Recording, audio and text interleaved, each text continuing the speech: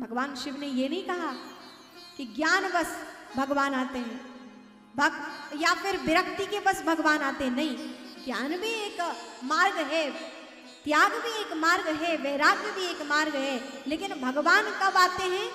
भगत प्रेम बस सगुण सो हुई।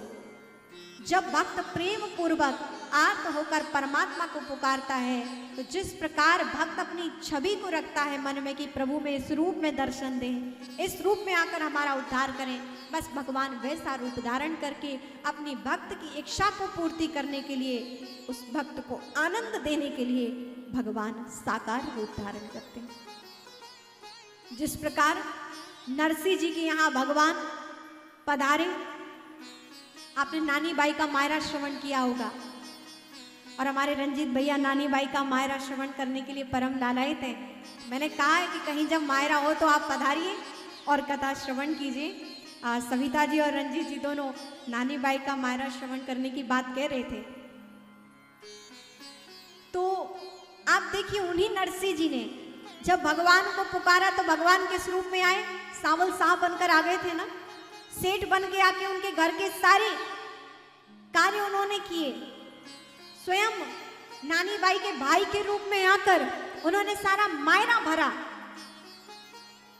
आपने देखा कि भगवान जिस रूप में उनके भक्त उन्हें पुकारते, भगवान वो रूप में आ जाते हैं।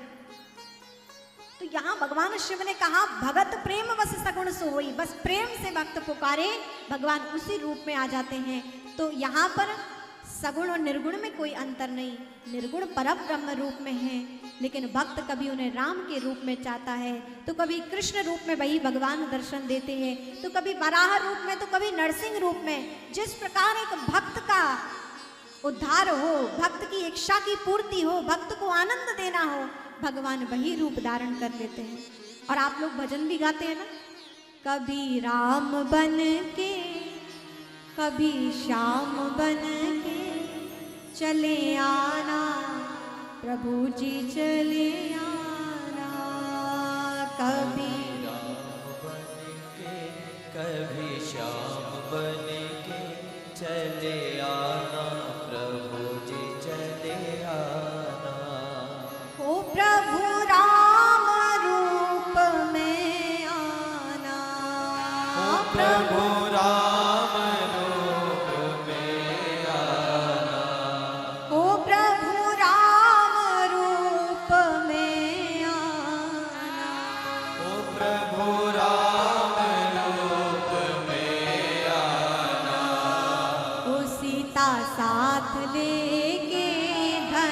हाथ लेके चले आना, प्रभु जी चले आना।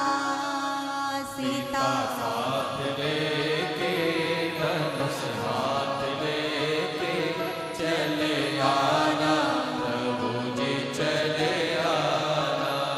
तो ये क्या है? भक्त ने कहा प्रभु इस रूप में दर्शन दीजिए, भगवान वैसे चले आए।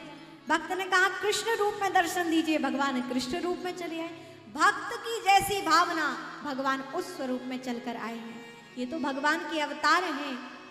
24 अवतारों का वर्णन पुराणों में है, लेकिन भगवान ने हजारों अवतार लिए हैं। जिस अवतार को हमने दर्शन नहीं किए, लेकिन जिस स्वरूप में उनके भक्तों ने चाहा, भगवान उस अवतार में लेकर अपने भक्त के समक्ष प्रकट हुए।